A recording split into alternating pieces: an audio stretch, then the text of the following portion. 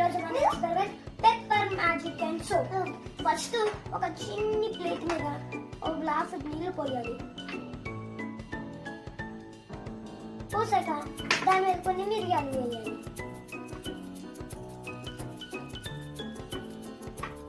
ఇప్పుడు ఈ మిరియాలని soap water పెట్టి ఉంచాలి.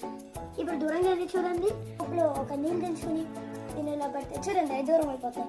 మళ్ళీ చూస్తారా?